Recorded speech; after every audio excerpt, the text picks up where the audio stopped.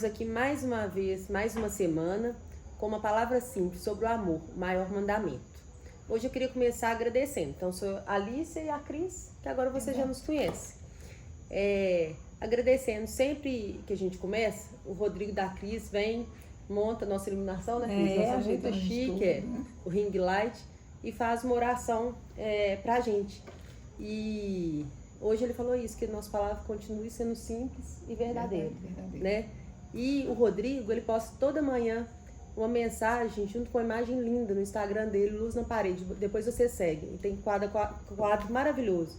Depois eu vou achar aqui e vou ler a mensagem dele de hoje, que se enquadra na nossa palavra. Verdade. Então vamos lá, Cris? O amor, nosso maior mandamento. Verdade. O amor é o nosso maior mandamento. Deus fala lá com a gente, né, em Coríntios 13:13, que assim permanecem agora estes três: a fé, a esperança e o amor. E o maior deles, porém, é o amor. Isso. E foi prova disso, né, Lícia? Quando ele entregou seu único filho unigênito para morrer por nós. Prova maior de amor, né? Ele veio e mandou seu filho como homem, sem pecado, e ele foi justificado. Nós somos justificados, pagou os nossos pecados. Na cruz. Então, 1 Coríntios 13:13. A gente estava até discutindo no estudo bíblico essa semana, a gente falando de Antigo Testamento com os mandamentos e o Novo Testamento. Novo Testamento veio para simplificar. Uhum. E uma das versões é isso, né?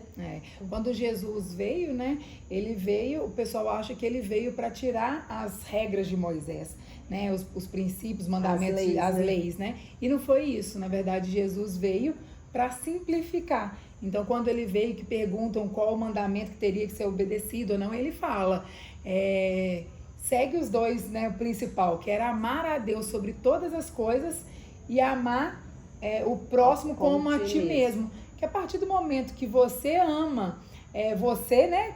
Você ama você vai amar o próximo. Você não vai bater em você não vai machucar você não vai matar você. Daí você vai obedecer todos os outros mandamentos. Exatos. E a base desse amor tem que ser um amor de Cristo, da gente focar no nosso relacionamento com Cristo. E eu lembrei, eu conversando com a Cris aqui um pouquinho antes, do Augusto Cury. Eu não sei se todo mundo conhece, o Augusto Cury é um psiquiatra assim, bem famoso, e ele era ateu, um psiquiatra, e dava aula na universidade, mas ele achando a vida tão vazia, tão sem propósito.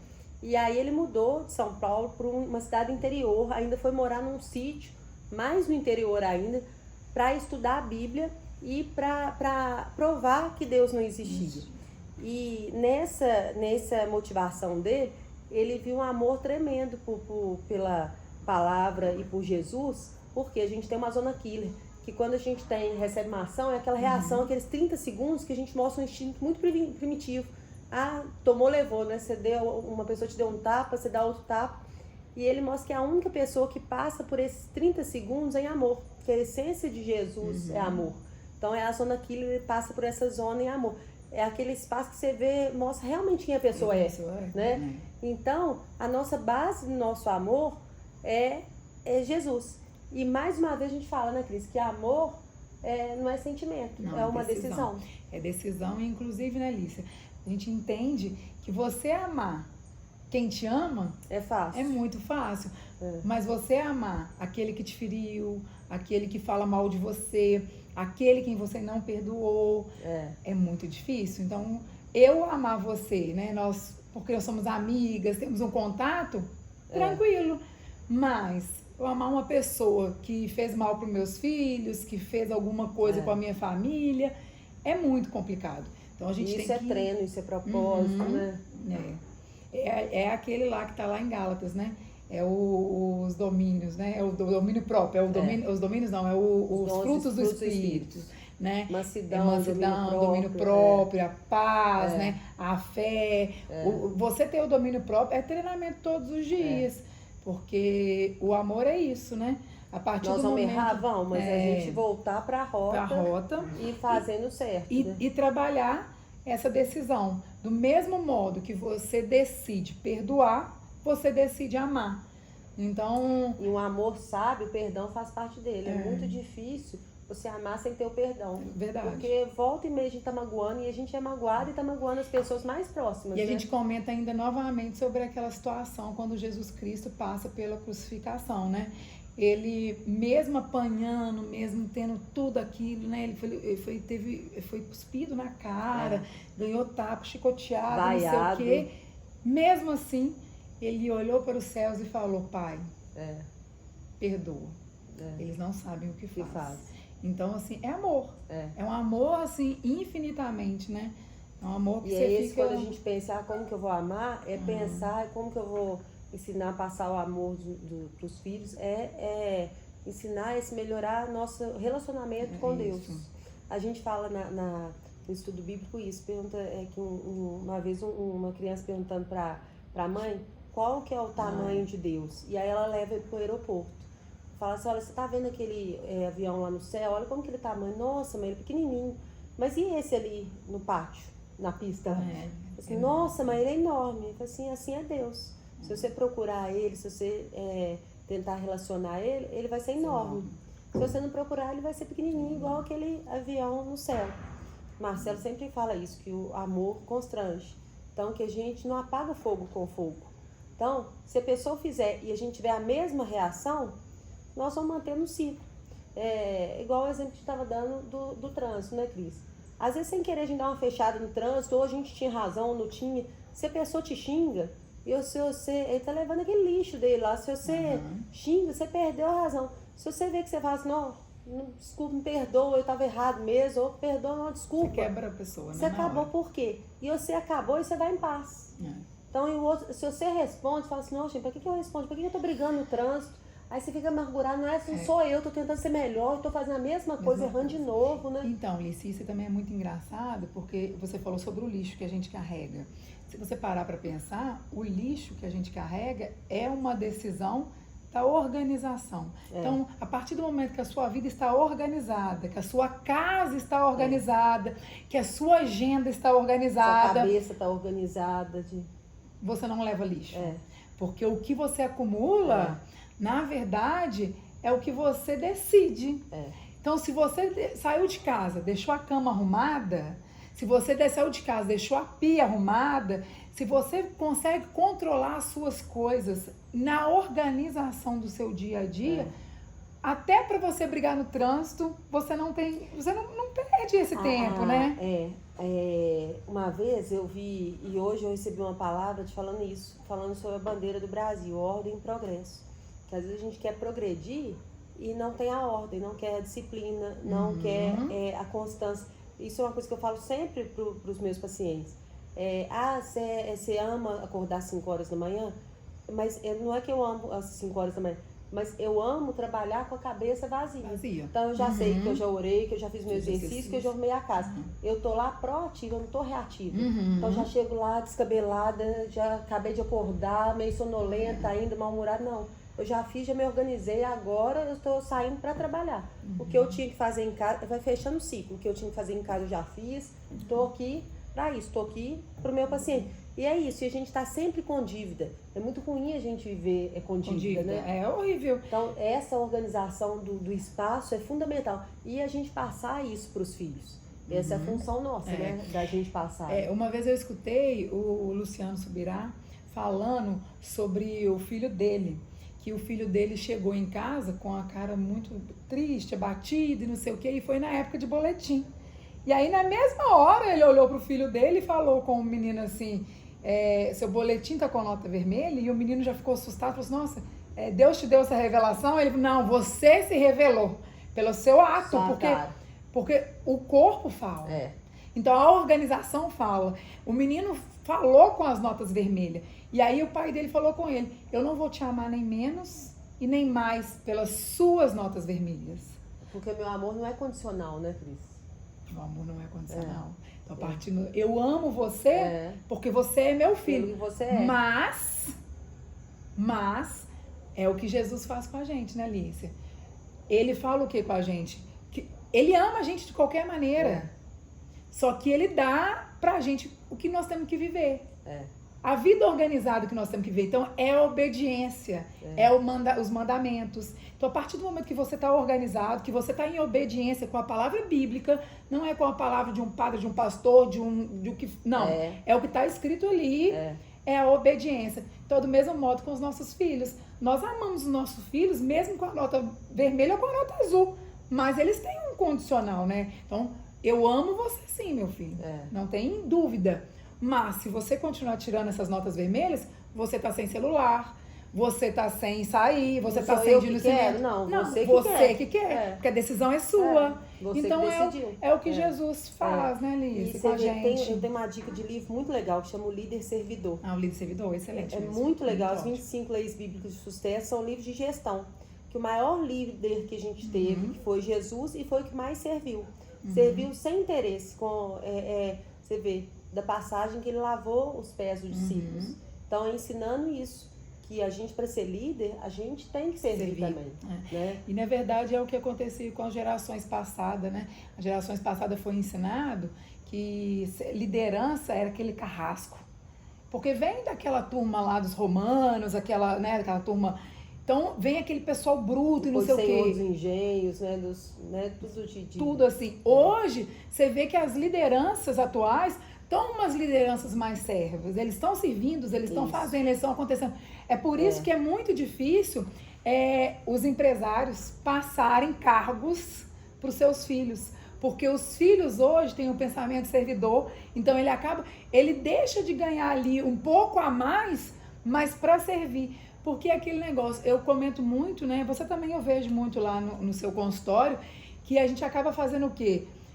Não é pelo dinheiro da consulta, não é pelo dinheiro do aluguel, não é pelo dinheiro... É o quê? Você sentir que a pessoa está se sentindo bem no seu espaço, né? É a melhor coisa. E você saber que às vezes a pessoa nem sabe que você mudou a vida dela. Mas você saber que você fez o seu melhor. E que isso vai ajudar a vida. E aí que a gente fala que no amor habita a compaixão e a empatia. Isso aí. E os dois tem uma diferença, né, Alice?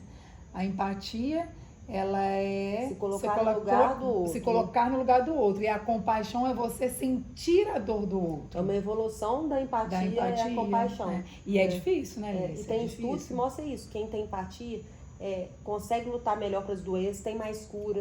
Então tem uma resiliência que é a palavra que todo mundo usa muito, que é sob pressão, a gente dá conta, né? E tem menos angústia, tem menos depressão. E a gente tem os neurônios espelhos, que eles são capazes da gente conseguir sentir o que o outro sente. E na verdade, a gente tenta medir até Deus sobre a nossa regra. Quando a gente limita a nossa fé, a gente limita Deus. Né? Então, e por isso que a gente tem que buscar muito ver o que é esse amor de Deus, um amor gentil, um amor incondicional mesmo, né? A gente fala, como que eu vou amar ele porque ele me fez? Não é como. Eu vou amar ele. E o amá-lo é amar, é respeitar, é honrar. Então, é o amar, fala assim, nossa, mas ele pensa muito diferente, ele tem valores muito diferentes. Não é ser próximo, não é colocar a pessoa dentro da sua casa. Em muitos momentos a gente tem que trocar de mesas. Lógico. Né? A gente tem que trocar de ambientes, que às vezes ambientes, e não que a gente tem que abandonar as pessoas, mas às vezes a gente tem que passar um momento da gente, nós nos restaurarmos, pra e buscar, depois né, pra fazer, a gente só transborda quando tá cheio. Né? Verdade. Quando a gente consegue. Na verdade, é aquele negócio, né? Você quando acende o seu candelabro, né? Até para você manter ele aceso, para você fazer, você tem que ir buscar, né? Para ele continuar aceso. E aí depois você vai lá para acender o do outro, né? Você não pode ir. Então é isso. E tem uma frase que você fala que é muito legal, né, Cris, que a gente viu num curso disso, né? E o primeiro que toma a decisão do amar, do mudar, é o primeiro que fura o poço, é um trabalho mais difícil. Mas por quê? Não é você que quer ser feliz?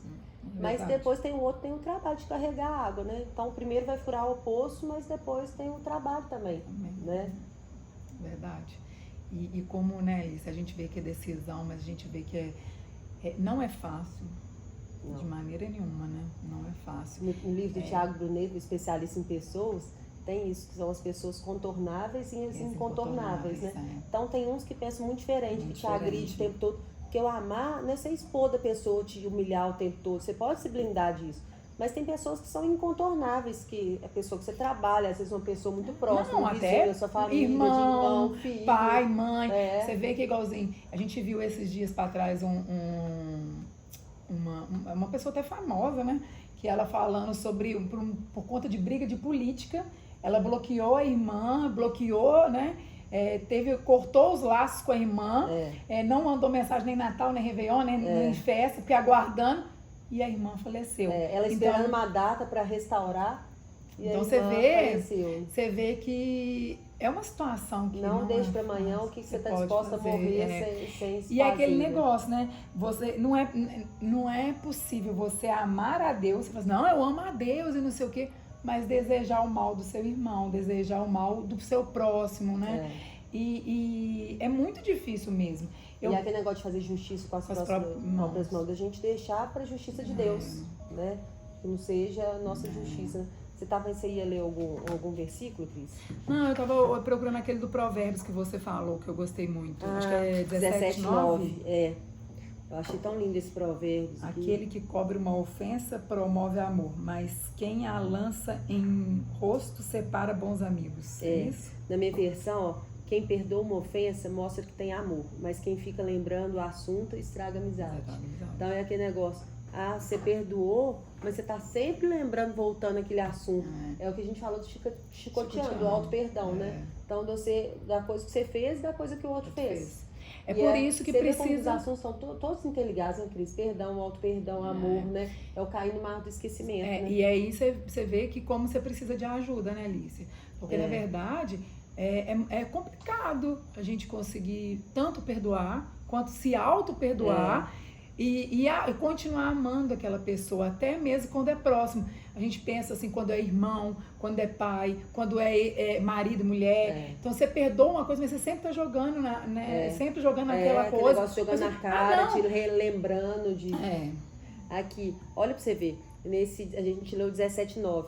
Olha o 17:13, quem paga o bem com o mal, não afastará o mal da sua casa.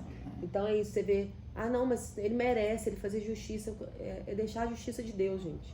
É fechar aquilo e seguir em frente mesmo. A gente fala assim sobre o amor, né? Fala sobre decisão do amor e tudo. Igualzinho, muita gente fala assim, mas vocês falam isso porque vocês nunca passaram por uma situação igualzinho.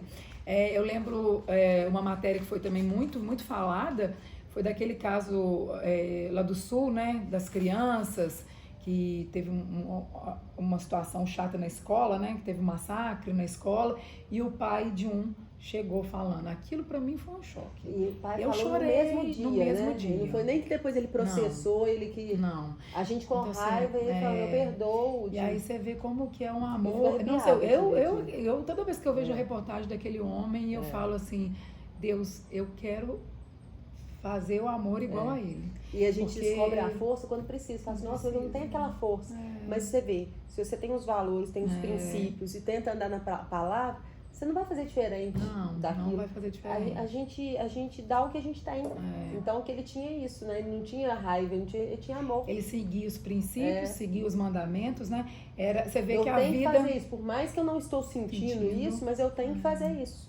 E o negócio é você falando isso, você decidir, você vai falando até aquilo ficar inconsciente, né? Então, você vai falando no seu subconsciente. Então, isso você falando, eu decido ser feliz, eu decido fazer o bem, eu decido ficar firme na palavra. E aquilo vai ficando automático. Né? Tem uma frase do Nelson Mandela que eu gosto muito, que ela fala, né? Ninguém nasce odiando outra pessoa pela sua cor, por sua origem ou ainda por sua religião. Para odiar, as pessoas precisam aprender. E se podem aprender a odiar, por que não aprende a amar? Pode aprender a amar. Então é aquele negócio, né? Se você pode ensinar o bem, por que você vai ensinar o mal? E tem lá, né, Alice, na Bíblia também fala que a gente já nasce pro mal, né? A gente tem tendência a fazer. Então, nós temos que ensinar os nossos filhos a amar. Então já começar lá de pequenininho, aquele negócio que o menininho chegou lá em casa falando, mãe, mas fulano me bateu. Então bate nele também. Faz. Não, gente, a gente tem que aprender, mudar esses que veio lá da nossa geração passada, né? Que bateu, levou. Ele fez com você, faz também. Se ele te deu um chute, chuta também. Então a gente tem que tirar isso gente tem que começar a ensinar a amar. Porque o amor constrange. A partir do momento que a pessoa... toda hora, né, do amor constrange. A Lele um dia passou uma situação na escola e ela veio contando e ela lá no ouvindo, não, porque meus amigos fizeram isso comigo e eles estão rindo de mim, estão... E aí eu falei assim, Lele, então você vai chamar a sua amiga e falar assim, eu te amo. Eu não gosto que fica falando de mim, que fica rindo de mim. Aí ela falou, eu conto, fico emocionada, que ela falou que elas deram um abraço e falou assim, então isso você gosta de mim, você não vai me querer me ver triste. Então você não vai fazer uma coisa pra me deixar triste. E na verdade o amor é isso, é verdadeiro, ele é transparente. Então a gente não consegue construir um amor de ficar bajulando seu amigo, então de falar uma coisa, na verdade não é isso. Não é isso. O amar não é ter dó, né? Mas eu falo que o elogio constrói muito mais do que a crítica. E na verdade não é o que a gente fala, é como a gente fala, a hora que a gente fala. Então a gente tem sabedoria do falar, de ter o discernimento do falar, né? E a Cris falou um negócio que... um livro muito legal que é as 5 linguagens do amor, e tem as 5 linguagens do amor para a criança. Porque, que eu falei, a gente mede as pessoas pela nossa régua, então a gente espera que as pessoas tenham... a gente coloca muita expectativa nas pessoas. E cada um tem pode um falar modo da linguagem, diferente. que eu vou achar que é postagem do Rodrigo hoje, que eu achei muito legal. Cada um mede o amor de uma certa forma, né, Lícia? É igualzinho eu falo. Eu tenho mania de demonstrar amor enviando comidas, né? Eu adoro cozinhar. Não é nem a mania, é o seu jeito. Então eu mostro assim, eu não tenho esse costume de falar com a pessoa que eu te amo, eu não tenho isso, mas eu gosto de fazer, eu gosto de cozinhar pra pessoa, eu gosto de fazer. Então, assim, eu sempre tô preparando um café, fazendo alguma coisa pra demonstrar esse sentimento de amor. O meu marido já não, meu marido já gosta de presença ali, de contato, de ficar, né? Ele gosta de ter um momento de qualidade. Então, se isso você aí, ficar esperando que ele vai te servir nisso, preparando um café, você vai ficar frustrado. Vou ficar. Nós temos uma amiga que a gente vai abraçar ela, faz isso, né, Cris? A Michelle não gosta de abraçar. A gente podia falar ela é boa, né? Ela é boa, mas ela não gosta que já não te abraça. Ela não gosta que ninguém abraça, então a gente tem... Mas todo mundo que vê ela, a gente pode abraçar porque ela gosta. Ela passou a gostar porque já gosta. Aí nós não vamos respeitar ali daquela linguagem do amor dela, né? É porque ela tá mudando, né? Ela quer, né? Ela quer. Olha o que o Rodrigo postou hoje. Vocês entram lá na Luz do Parede com uma mensagem linda. A liberdade se dá em não colocar expectativas nas pessoas, para que não tenhamos frustrações. Esperemos e confiemos no único que é digno de toda honra, glória, louvor e confiança, que é o nome acima de todo nome, Jesus Cristo. Então é isso, a gente alinhar a expectativa, que a gente já falou isso da motivação, quando a gente coloca motivação, inventei até uma palavra, né? Em mim, só olhar pra mim é uma motivação egoísta. No outro, a gente vai colocar a expectativa no outro, tem chance de ficar frustrado, desanimado, sem energia. Então, da gente colocar, ser nosso espelho é Deus, né? É Jesus Cristo, né? E é engraçado, né? Quando a gente casa pensando o quê? Vou casar pra me viver bem. Pra ser feliz, pra né? Pra ser feliz. Mas quando a gente aprende o amor de Cristo servir, é pra fazer o outro feliz. E aí, fazendo o outro feliz, a gente... E aí eu fico pensando algumas vezes, eu escuto algumas histórias, né? A gente tem muito contato com várias pessoas, vendo... A pessoa veio daquela família, o pai e a mãe tinham um modo, e aí a pessoa replica dentro de casa, só que ele não gostava daquele modo do pai e da mãe. E aí você vê como que pro mal a gente não esquece. Porque ao invés dele falar assim, não, eu não quero viver desse modo como meus pais viviam. Então ele deveria fazer o quê? Trocar, né? Falar, não, eu não vou fazer aquilo porque isso me incomodava quando meu pai fazia com a minha mãe. Ou quando minha mãe fazia com meu pai. E é engraçado, né? Não ficar comparando, né? Comparando com os pais. E o importante é isso, antes de casar, você casa, às vezes sem conversar, cheio de expectativa. Mas não é a expectativa do outro. Então, alinhar para não ter frustrações. E por isso que a gente fala do curso do ano, que é de namorados e noivos, que é muito inteligente, mas é interessante. Mas se você está casado, você faz o casados para sempre, pais para toda a vida. Toda semana a gente reforça, por quê? É baseado nisso que a gente tá falando. Amor, auto-perdão, é verdade. E até se não querem, né, Alice, fazer, e até para entender sobre o amor mesmo, procura mesmo terapia, né, um psicólogo. Tem muita gente aí que fala sobre relacionamento, porque na verdade o amor é um aprendizado. E engraçado. Aí você completa 5 anos, 3 anos, 4 anos, que hoje em dia vai pro pré. Aí você aprende a ler, aprende a escrever, aprende a colorir. Aí fica lá, você tem que colorir na linha. Você tem que fazer isso. Aí depois você muda e você aprende quanto que é 2 mais 2, quanto é 3 mais 3. Aí depois você vai pra... Aprendizado constante. Mas ninguém te ensina a amar. Ninguém te ensina a ser casado. Não tem um curso, filho, né? Ninguém. É engraçado. Aí de repente você fica lá 9 meses, de repente aparece, você não sabe onde que desliga, você não sabe onde faz nada. E o mais engraçado, você sai de casa falando assim, não, hoje eu vou comprar uma roupinha pra mim, eu vou comprar um batom pra mim, que eu tô precisando, porque o autocuidado, né? A gente precisa se cuidar pra mostrar que a gente também é amada e que a gente faz. Você compra tudo pro seu filho. Então, olha que amor incondicional, né? Um amor assim... E eu falo, se você... Esses princípios, essas coisas simples, se você tá sempre exercitando isso, você consegue alinhar as dificuldades do casamento, as dificuldades da maternidade. Verdade. Eu tenho outro livro também, assim, que pra mim fez total diferença, que chama Paternidade Bem Resolvida, que é muito legal. Falando isso, sobre o que a gente passou e também o que é reflexo na vida dos filhos da gente. É muito legal. E quando a gente fala de amor, a gente fala amar a Deus sobre todas as coisas e ao próximo como a ti mesmo. Só que tem versões que falam amar ao próximo como Jesus te ama. Porque às vezes a gente não sabe amar a gente. Então, como que esse amor próprio faz parte disso? Um amor próprio saudável. Então, a gente não está falando nada de superego, de narcisismo, você achar melhor do que o outro. Mas você saber o seu valor. Eu vejo hoje, esses dias tem vindo tantas essas palavras para mim, o seu valor, da gente saber o nosso valor. Então, pra gente não diminuir, não deixar que as pessoas se diminuam, mas saber que nós somos o templo do Espírito Santo. Então, esse autocuidado da mente, não adianta o corpo tá bom se a cabeça não tá legal. Né? Então, a gente vai adoecer o corpo. Então, nós somos templo do Espírito Santo, nós temos que cuidar dele. A Cris conta uma história que eu acho ótima, daquele pregador suíço, Cris. Que Deus deu uma mensagem e um cavalo. Deus deu uma mensagem e um cavalo.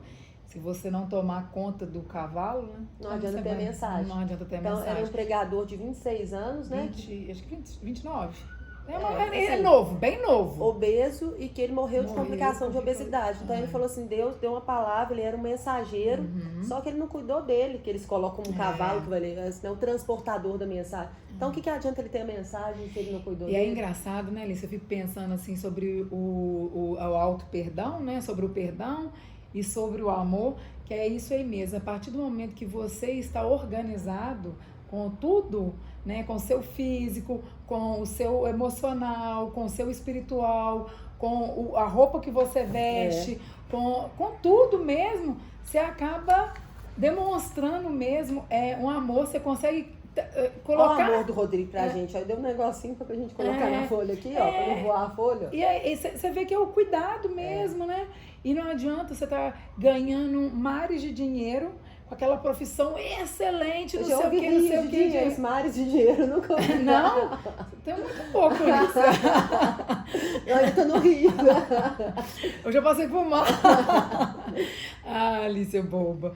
Não, mas você tá entendendo? Então é isso aí. Então não adianta. A gente tem que você tem que estar bem com você. Hoje eu li pra você demonstrar isso aí. Eu li hoje também, ó, uma passagem, tô rindo do Mares de Dinheiro, mas falando isso, que a gente não compra uma amizade, que adianta ter dinheiro, mas a gente não consegue amizade com suborno. Não, e na verdade o dinheiro, ele é muito bom, mas é pro mais do mesmo. É igualzinho, se você tem 20 mil, você compra um carro X, mas se você tem 100 mil, você compra um carro Y. Mas os dois te levam para Belo Horizonte. Olha pra você ver, o mesmo Provérbios 17:8. Alguns pensam que com dinheiro podem comprar qualquer pessoa. Acham que o suborno é uma coisa mágica. É isso mesmo. E tem gente que é assim e cria os filhos assim, que valor. Então, um dia a gente vai falar sobre prosperidade, né, Cris? Mas, na verdade, não é o dinheiro, é o valor que você tem por dinheiro e o dinheiro ser o seu dono, né? Então, o dinheiro comandar a nossa vida. E a gente estava falando de autocuidado, de autoestima. Então, da gente ter uma autocompaixão também. Então, da gente ser generoso com a gente. A Cris falou semana passada disso. da gente comemorar as nossas vitórias. Então, isso. colocar meta curta, fazer assim, não, mas eu podia mais. Não, mas eu consegui isso. Então, eu consegui uma promoção no trabalho, eu consegui passar num curso, finalizar. Mas não foi no primeiro lugar. Então, a gente trabalha autossabotagem o tempo todo. O tempo inteiro. Não, eu não fui no primeiro lugar, mas eu passei. Então, da gente colocar metas curtas pra gente fechar um ciclo e falar, nossa, olha que legal o que eu fiz. Então, assim, é o autocuidado, é o cuidado do templo do Espírito Santo, a gente ter uma autocompaixão, a gente comemorar com as nossas vitórias. Eu até anotei aqui, da aceitação e do perdão e definir meta realista, que eu te falei, cuidar do corpo, desenvolver as habilidades. Então, porque, eu falo principalmente quem está aposentando, mas isso nosso é o tempo todo, da gente permitir fazer uma coisa que dá prazer. Então não vou fazer só quando eu vou aposentar. Então, se eu gosto de ler, você se permitir ler. Eu quero aprender a falar francês, mas eu nunca vou na França. Mas por que eu não posso falar francês? É verdade. Então, às vezes a pessoa fala, mas você vai na França? Não, mas eu não posso, eu não tenho direito de fazer. Eu quero tocar violão, quero tocar piano, né, Cris? Assim mesmo. Engraçado, né, Liz? Eu vi também esses dias, foi até uma pregação, acho que foi da Thalita Pereira, falando sobre que fizeram uma pesquisa com as crianças. E as crianças falando sobre o que é amor. Aí tem uma criancinha que fala que o amor é batatinha frita quentinha. Então, tipo assim, simples. É umas coisas assim, Ô, né? Cris, você falou isso, eu lembrei legal. daquele. Você lembra quando foi reunindo com os pais? Falava assim, nossa, se você fizesse um jantar muito especial. E aí os americanos falavam assim, com a atriz famosa, que eu nem sabia quem era a atriz, cada um pensando e o casal pensando, todos os filhos, sem exceção. Não, tem coisa que eu preciso arrepiar mesmo. Tem que chorar mesmo, isso aí eu deixo porque... chorar por isso. Nossa, eu jantar na mesa com meus pais, quem quer um dia especial com meus pais, com meus irmãos. Tomar então, um sorvete, olha como a gente vai pensando uma coisa tão grande. E a criança às vezes sabe isso, valorizar o simples, e às vezes a gente vai, a vida, ou a gente vai ensinando que isso não é importante. Na verdade é isso, né, Alice? A gente e vai o valor da mesa, uma coisa que a gente gente pode falar isso também é do valor da mesa, né? Muito importante. E o do trocar de mesa. Uma coisa que eu falei no estudo bíblico essa semana, que a gente já falou algumas vezes isso. Primeiro isso, diga com quem tu andas, que eu direi se eu vou junto. E cuidado com que uma pessoa pensa, mas eu tenho que abandonar meu amigo? Não. Mas cuidado com quem você anda, que às vezes ele não está andando, você está te deixando parado. Né? Então, se a pessoa não quer evoluir, não que você não vai deixar de ser amigo, mas às vezes é um momento de você evoluir e depois que você está bem, você vai lá trazer ela para você. Se ela permitir, né? Porque é o livre-arbítrio, né? Deus fala, bata a sua porta, eu posso entrar? Então ele não entra sem a permissão da gente, né? Então a gente pode ajudar se o outro permite. Então, afastar de pensamentos negativos, que é um autocuidado. Então, pessoas, às vezes você tem um vizinho que é extremamente negativo, que joga você para baixo. Então, eu falo que tem fase da vida que a gente tá igual uma esponja. Então, você absorvendo tudo. Depois você fica uma blindada, aí você dá conta. Né? Tomar muito cuidado com aquelas, né, Alice, aquelas rodinhas, ou então aquela pessoa que toda vez que você chega, nossa, você ouviu falar do fulano, não sei o quê, isso aí. E aí, sem querer, você entrou naquilo. E aí você fala, gente, eu tô tentando o tempo todo a ser melhor. Você sabe uma coisa que vai fazer o outro sofrer.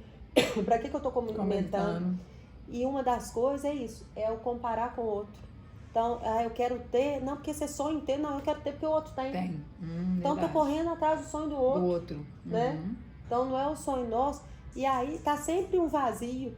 Tem um que falou isso, que ele comprava o vizinho comprava um carro, ele comprava um carro. O vizinho comprava dois, ele não sabia nem por que ele estava comprando o carro. A chance de ser feliz nunca, porque ele não sai, tá correndo atrás do sonho do outro.